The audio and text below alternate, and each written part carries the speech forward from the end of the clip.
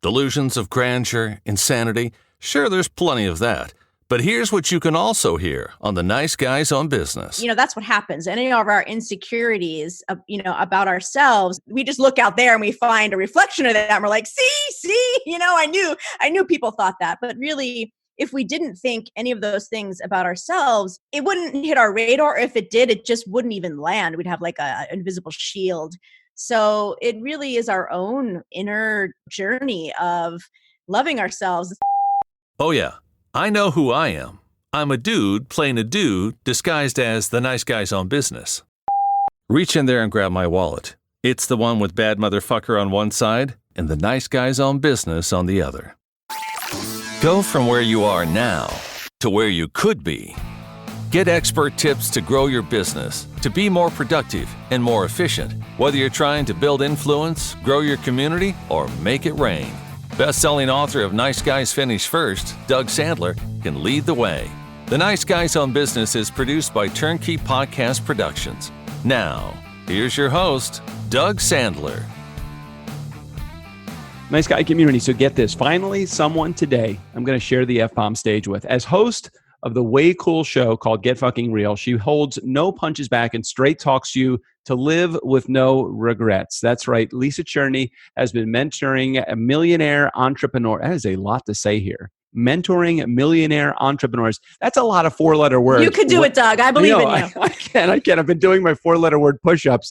Mentoring millionaire entrepreneurs for over 20 years. She's a coach. She's a speaker. She's a high-visibility proponent and a lover of life, giver of her gifts, and the ninth natural wonder of the world. I just added that in myself just now. I see that. Lisa, let's get to some, let's get people out of their own way. Welcome to the Nice Guys on Business podcast. Thank you. I'm so excited to be here, Doug. Finally. I know. I was going to say finally, after I completely just blanked on a meeting that we had because I was seeking the what do you call that? The typhoid Mary of the COVID-19 germ. I was over in Italy just a couple of weeks ago. We just literally just made it back the day before I think they shut down the border. So I'm happy to be here and with you. So thank you again for sharing your, I'm so sorry. Did I completely mess you up? Did I make you mad at me? I hope I didn't. No, Doug, you're just too cute to be mad at. Oh, you are so kind. That is so good. And I felt like I was just losing my step with the ladies of the world. So, oh man, I'm so glad that you're here. So I want to start with this because I think that oftentimes people aren't willing to be as straight shooting as you are when it comes to sharing really your philosophy. So how is it? Who gave you the right, Lisa, to be able to finally say, I'm just going to speak my mind. And if that means calling a show or calling my program Get Fucking Real, I'm just going to do it. I decided that I wasn't going to wait until I had a life-threatening illness or that I turned 60, or all these other more common sort of excuses for finally not giving an F about what people think. I feel like I got a head start with that. My mom, had cancer when I was a junior in high school. It was a huge freaking wake-up call for me. And she shortly after started to use the F word because she's like, you know what? I really don't care about that stuff anymore. Right. And she just has always been a great model for me. And that it was like a chip that was implanted, when I was so young. So I left corporate at 28 to start my own business, yet I didn't wait until I was completely miserable. I waited until I was partially miserable. Yep. And have just always had a low tolerance for not feeling good, not being happy. And I'm so grateful for that. Where do you feel like, and maybe, if you're the expert in the four-letter word and in the actual, you're the creator of your own reality space, and that is your mindset. And I think that you got to get fucking real every once in a while. And you just have to realize what you potentially have your hands on if you would just let it be known what you have your hands on. Why do you think most people hesitate from either GFRing themselves, and we'll use that term from here on out, just because dropping the F-bomb too many times, I'm sure that people that are listening with their kids in the car, that might not be the easiest experience for them to deal with. But why do you feel like people generally hold back from being their true, real selves in any part, business, professionally, whatever they might encounter? Well, you would think that I would say because they worry what other people think. That's what I was going to think. The twist on that, Doug, is that they're really judging themselves first, right? They're really not loving themselves first. And, that's what happens. Any of our insecurities, about ourselves, we just look out there and we find a reflection of that. And we're like, see, I knew people thought that. But really, if we didn't think any of those things about ourselves, it wouldn't hit our radar. If it did, it just wouldn't even land. We'd have like an invisible shield. So it really is our own, it's our own inner, journey of loving ourselves. And so like my first episode of my show is called Who the F is Lisa Cherney. And it is like the GFR bio. Like, I'm lazy. I don't have a marketing degree. I love TV. It's just like, you know what, let's just all, put out there the things that we, were once embarrassed about or embarrassed about now. And if everybody was real, which I'm really hoping this current climate is encouraging people to reset in that way and be vulnerable, it would really do a lot for people's businesses, their marketing, their happiness. Yeah, I see that. But then on the other side of it, I think that, yes, we need to, I'm in the middle of, I can't remember the name of her book, but Brene Brown's book, I'm reading it with JJ. And we're talking about that in order for others to love you, you have to love yourself first. And the challenge with that is that it's like, I'll spend money on that mastermind when I make money from my business. It's like, I will put better into me when I start to see people loving me for who I am. And then as soon as you get like hit out of left field by anybody, you're like, oh no, this is why I should stay in the corner. So how do you even start to begin to crawl out of that corner and to be real about who you are? For fear that who you really are, the world may not really love. And I'm not saying that in a negative way. I feel like I love myself, but you have to live a crooked life in a straight world and you have a shitty time. Live a straight life in a crooked world and you're going to have a shitty time. How do you find out who you match with and who's compatible with you? Well, I think that what happens when people have like a life-threatening illness, or they do turn, the 50 or the 60, and they begin now to, be unapologetically themselves. I think what happens is they do click into like, I've wasted time and I have stuff to say and I want to make a difference, while I'm here. And I think when we focus on that fire, Doug, that fire in our belly, like, your awesome partner, JJ, is like so freaking passionate, about the things that she's passionate about. And she's just decided, and I've known her for a long, long time, she decided a long time ago, as I did, that, that my passion for helping people, or for, saying the things that no one's saying and help people in the way they want to help, is actually bigger than what like insecurity. Like, I just need to get over myself, in order to, in service of the mission. So I think that often has people click into it in a different way. It's almost like saying to a mom, do it for your kids. It's like, do it and serve it. If you really care about, making sure that people heal in a certain way, or businesses evolve in a certain way, or whatever your thing is, if that thing needs to be bigger than those insecurities. And I do find that people will step out when they think, you know what, this is me, like, wanting to have a regret about not helping people the way that I wanted to help them. So for a moment, let me give you like an honorary doctorate degree, and we're just going to call you you're not only you a doctor, but you also have the capacity to do surgery. And those that you are facing right now is a field, a big community of people that have these symptoms, these illnesses, and some of them have illnesses that you can fix. What are the illnesses or the symptoms that you are seeing from the people that generally run into you that you market to, that you say, yes, you have that symptom, and because you have that symptom, this is the surgery that you need in order for you to get fucking real? So what are some of the symptoms that my patients, my community, are experiencing right now when they know this is time for me to start getting real? Because sometimes you're so lost in the forest, you don't see any of the trees. So it's like, maybe people are thinking, I'm not lost and I feel like I'm real, but what do you say? Well, I always point to my 12 GFR commandments, and that's not because, it's the way that we get to keep in touch. It's because they were born from me doing a really deep dive into what are the things that I had to say over and over again to mission driven entrepreneurs. And this is really people that are like, there's a breed of people that, are on a mission. And so they have blind spots and they take everything personally. And it's, it's usually our own like personal journey. It's just really messy. Yeah. And so I've been, mentoring these folks that have said, I want to, like, I have a goal and they're trying to like drive forward. And I discovered after some real soul searching that there's actually 12 ways that I have seen these mission driven entrepreneurs get in their way. Period. End of story. And so when you say, what are the symptoms and what's the surgery? I say, let's take a look at the 12 GFR commandments, because each one actually has a question. I call them confession questions, and it's so illuminating. So for example, and by the way, number 2. And let me just tell this. So Nice Guy Community, we'll make sure we put a link in the show notes so that you have access to these 12 GFRs. Lisa and I talked about it. It is a wealth of information ahead of time. Well, she already knew it was a wealth. I'm just discovering it's a wealth of information. We're not going to go through all 12 of these. It would take us 2 hours. And I me with my 3rd grade fucking curiosity, I want to ask a lot of questions in each one. So we're going to cover a couple here. If you want the rest of them, you're going to be able to download the free PDF. It's really easy. It literally, once you give her your email and your first name, it will be, I don't even think it sends you an email. It does send you an email, but you can get it right then and there just directly from the link. So go ahead and sign up for 12 GFR commandments. All right. So now let's talk about a couple of them that you think are like really, really hardy. It sounds like you're starting with did you say number 2?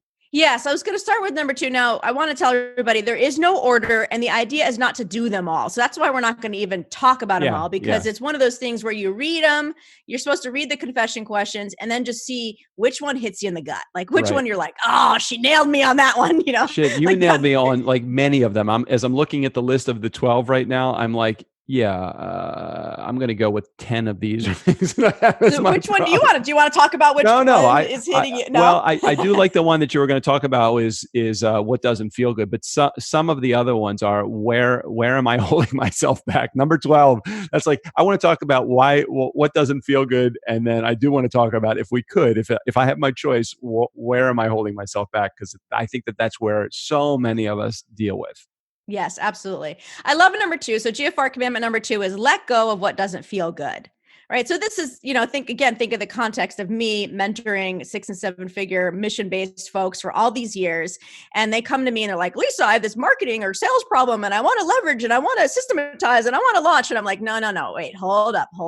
And I always say, okay, what's not feeling good? Like, what is not feeling good about what you're doing? And people don't use that as their compass, but it is so extraordinarily in their way. Mm-hmm. So the commandment is let go of what doesn't feel good. And then the confession question is what doesn't feel good, right? And that's for you, for me to just go, all right, let me GFR and let me just for this, just even for myself, no one ever has to know. Let me admit, let me confess what doesn't feel good. And it's so illuminating. All right. Can we just spend just a quick moment on that? Because I think it's really good to provide an example of that in everyday life. I mean, it could be something as simple as what doesn't feel good. It doesn't feel good to me, the anxiety I get when I'm checking my email 30 times a day, but 30, probably 300 times a day. That's something to me that doesn't feel good. Is that the kind of thing that you're talking about? Are you talking about a bigger picture? It doesn't feel good. There's like mini, micro, and macro doesn't feel good for all of these. There's like, for me, I can't stand when my phone sucks me in before I've really gotten out of bed. I like to meditate, keep it on, whatever, snooze or silent or whatever it is, and meditate and kind of like take my time, but grab my phone. That sucks me in, right? That doesn't feel good. So there's habits, right?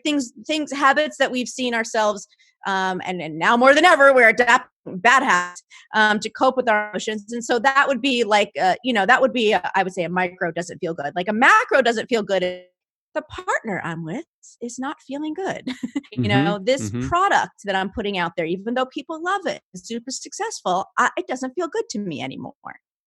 Yeah, those are two, again, small and large. Those are two really good examples. So Nice Guy Community, think about those things that are in your life right now that doesn't feel good to you. It doesn't feel like you're being true to yourself. It feels like you've kind of had to make some, I'm not saying that sacrifices and compromise aren't a part of every business and every personal relationship, but what do you feel like you're really giving more than you're getting from, or that you're not really getting a positive vibe? You're not vibrating to speak in woo world, you're not vibrating in a frequency that is good for you. And it's really pulling you down and creating potentially a negative mind space. So I would say, yes, 100%. I agree.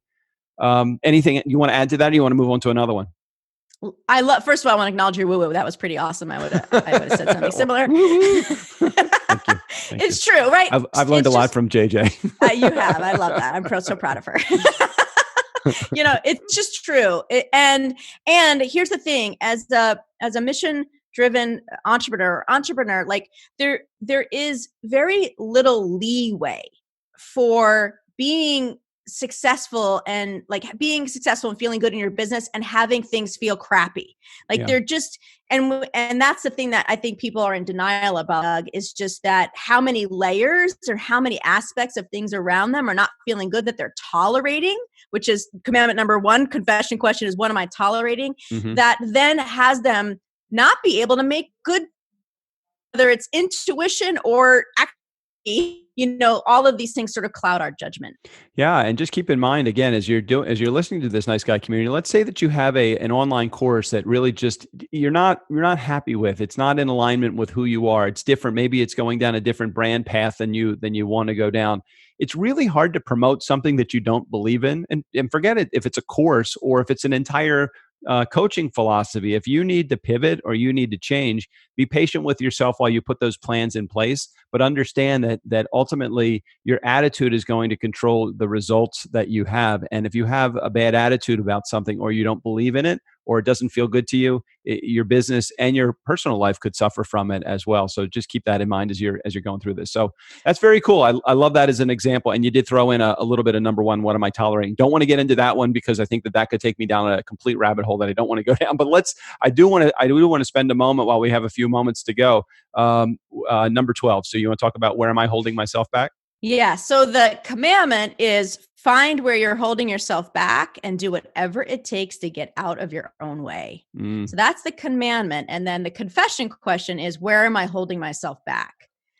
Yes. And it's funny that this is number 12. Again, there's no order, and it's just wound up being number 12 because it does feel like it's the cleanup act. A lot of these others are very specific about, specific areas. And this one really is like, all right, y'all, let's GFR about where we're holding ourselves back, because that's our blind spot. It's like, it's so easy to think like it's a marketing problem, it's a selling problem, it's a packaging problem. And you know what? Actually, it might just be a you problem. Yeah.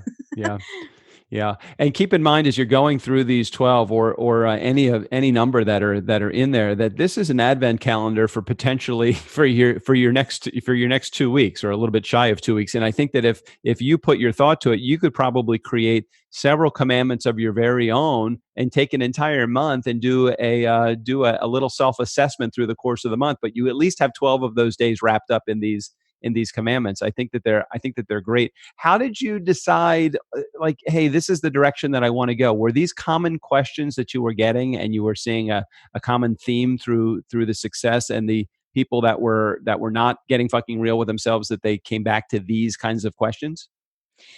Well, 100%. I have been, in the space of the mission-driven world for a long time. And my first business was called consciousmarketing.com. It was very much about how do you get out of your head into your heart, find your perfect words so that you could attract what you want, right? It was very fundamental, and at the time, very edgy. Like there was nobody talking about sort of this inside out approach to marketing. Mm-hmm. So now fast forward 21 years of my own personal journey. I really emphasize that, y'all. This isn't like, oh, this is all about my clients. This is my journey. These are my, these are my commandments. And, I've always taken the time to look at the not obvious answer, like the not straightforward solution. And so when my clients would come to me and they'd be really struggling about this launch they did that wasn't working, or, this idea that just wasn't flying, or, some resistance they had to someone told them, oh, you should sell this way, and this wasn't feeling good. I always I said, you know what, let's peek around the corner. Let's get up underneath this. Like, it's not that you're not following the blueprint and the formula and the steps the right way. It's that something is not working for you. And so that's where this came from. It's, I used to call it the air war, Doug, versus the ground war, the strategic versus, Right, what's right. between the ears. And it's as important, if not more important than any of the blueprints, templates, steps, formulas that you'll ever need is you focused on you and what's in your way. I want to chat for a moment just about the uniqueness of this market that we both serve in the entrepreneurial space, and the uniqueness of them to be able to relate to these 12, because I see a lot of flexibility in the entrepreneurial world. We don't really beat to the same drum that corporate America or the corporate world beats to, and that we are within a rigid set of structure and guidelines. So it's a double-edged sword, though. When you don't have any structure, you don't have any structure. But when you don't have any structure, you also have the ability to think outside the box. So can you maybe comment about some of the uniqueness of the entrepreneurial space when it comes to just being able to follow commandments like these? Well, I think the most unique aspect is that we are on, like you said, we are on our own sort of inner journey.